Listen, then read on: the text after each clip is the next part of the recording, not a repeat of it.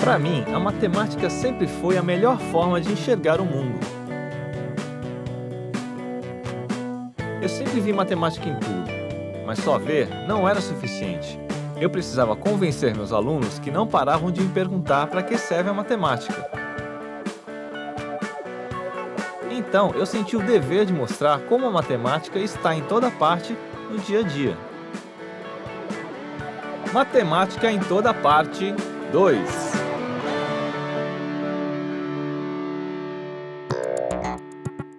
Sempre que saio nas ruas, eu penso que os meios de transporte, na verdade, são uma maneira que o ser humano criou de superar obstáculos, como as grandes distâncias, as montanhas ou a água dos rios e dos mares.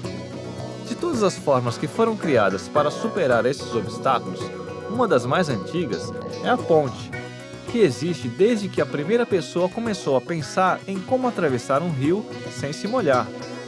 E é justamente na construção das pontes que eu quero encontrar matemática agora. Hoje eu estou aqui nessa obra com o Rafael, um fera nas construções. Rafael, quando você era criança, você brincava de construção?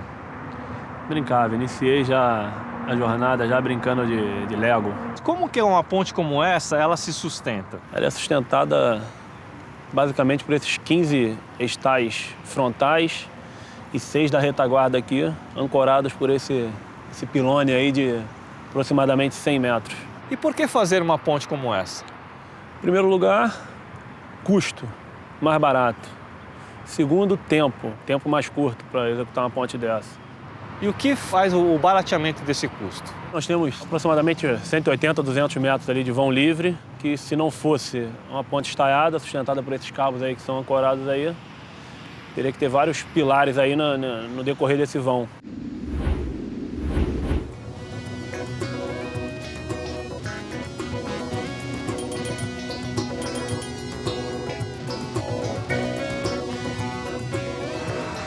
Quando eu amarro essa corda em 2 pontos, a ação da gravidade desenha uma curva que a gente chama de catenária. Por causa do seu formato, muitas vezes a catenária é confundida com outra curva chamada parábola. Na verdade, durante muitos séculos, os matemáticos acreditavam que as duas eram a mesma coisa, mas a parábola possui propriedades diferentes da catenária. A parábola é definida como a curva formada pelos pontos equidistantes em relação a uma determinada reta, que a gente chama de diretriz, que é um determinado ponto, que a gente chama de foco. Numa estrutura parabólica formada por um material laminado, como o refletor de uma lanterna, o formato da curva faz com que qualquer feixe de luz seja refletido pelo material laminado da parabólica paralelamente ao sentido da lâmpada, aumentando a concentração dos raios luminosos e o poder de luminescência da lanterna. Isso serve tanto para as lanternas portáteis quanto para os faróis dos carros, por exemplo. Sabendo disso, e invertendo o sentido de captação, fica fácil entender por que a maioria das antenas que a gente usa no dia a dia tem formato de parábola. O receptor, posicionado estrategicamente no foco da curva, concentra todos os feixes de sinal que incidem sobre a antena. Se as parábolas têm propriedades muito interessantes, as catenárias não ficam para trás. E uma das coisas mais bacanas sobre as catenárias é que o seu formato permite que qualquer força aplicada sobre a curva seja distribuída por todos os pontos. Quer dizer, quanto mais peso é exercido sobre a estrutura, mais resistente ela fica. Por muito tempo, as pontes foram construídas apenas com blocos de pedra unidos em forma de catenária, e tudo com base no conhecimento matemático. Apenas a força do material e o peso sobre a estrutura mantém a superfície segura. Usando as curvas e suas propriedades, a gente pode construir edificações sólidas com pouco material e sem perder estabilidade e firmeza. Construir atalhos como as pontes é uma das formas que a gente encontrou de ir mais rápido de um ponto a outro dentro das cidades modernas. Mas não é só nas cidades que o ser humano precisa se transportar. Na verdade, desde sempre, a gente precisou superar grandes obstáculos, até muito maiores e mais difíceis do que os atuais. E a matemática sempre foi uma bela mão na roda.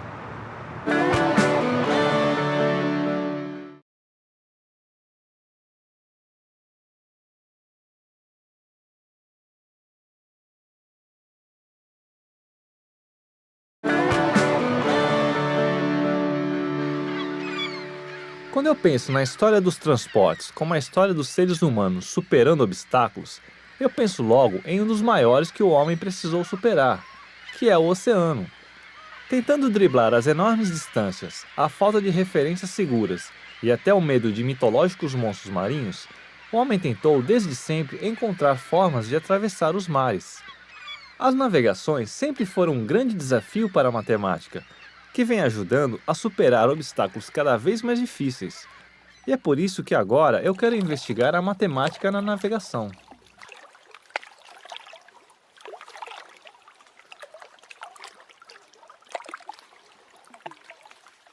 Hoje eu vou conversar com o Jorge, um cara que não tem medo do mar. Jorge, alguma vez na sua vida você ouviu o canto das sereias? Não, nunca ouvi o canto das sereias. Acredito que isso seja só uma mitologia realmente. É verdade que é possível navegar para qualquer direção, independente da direção do vento? O posicionamento da vela e do leme te permitem uma resultante onde você vai para qualquer lugar, independente da direção do vento.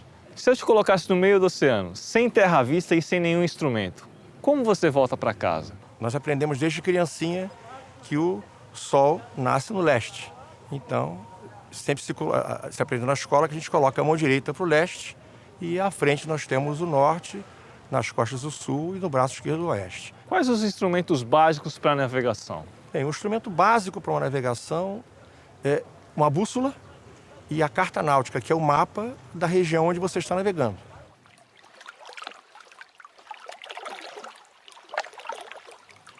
Para conseguir se transportar de um lugar para o outro, o ser humano sempre usou pontos de referência para estabelecer as rotas mais rápidas, as mais fáceis ou as mais seguras.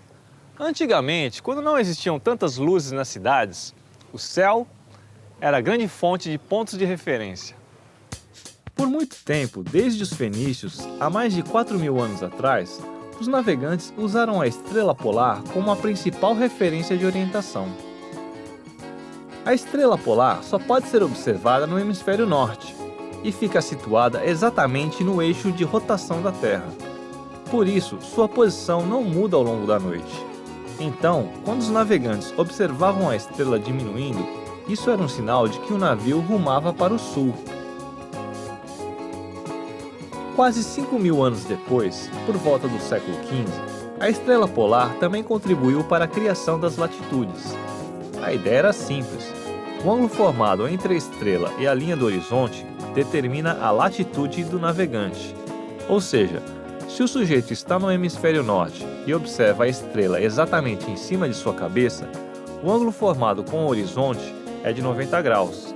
Nesse caso, ele sabe que sua latitude é 90 graus norte. As latitudes representaram um grande avanço porque permitiram a criação de rotas mais seguras. E a navegação se tornou ainda mais exata por volta do século XVI, quando foram inventados instrumentos de medição do tempo mais precisos, como o relógio mecânico de pêndulo, por exemplo. Esses instrumentos permitiram a criação das longitudes. Depois, com o advento do GPS e da rede global de satélites, a gente passou a determinar com precisão milimétrica a posição de uma embarcação sem precisar observar uma estrela sequer. O GPS, ou Sistema de Posicionamento Global, surgiu no final da última década do século XX e logo se transformou em uma das maiores revoluções da história dos meios de transporte.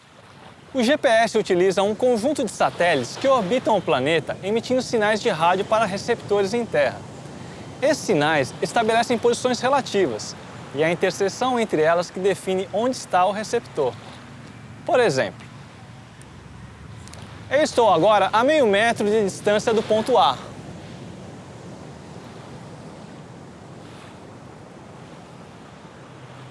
Ao mesmo tempo, eu estou a meio metro de distância do ponto B.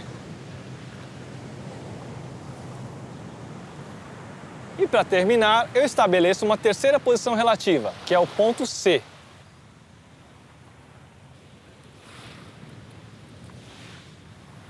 Agora a gente já pode perceber um ponto de interseção entre as três posições relativas. Esse ponto é o posicionamento do receptor. Essa é uma forma muito simplificada de ilustrar como o GPS determina as posições de cada receptor no globo terrestre. É claro que com tantos satélites de alta tecnologia estabelecendo essas posições relativas simultaneamente, o GPS faz isso de maneira muito mais rápida e eficiente do que eu com minha anteninha. Mas o importante é que através desses procedimentos, o GPS permite que praticamente todos os cantos do planeta sejam rapidamente localizados pelo ser humano. E é por isso que a gente diz que o GPS foi uma grande mão na roda para as navegações, mesmo sabendo que os navios não têm rodas.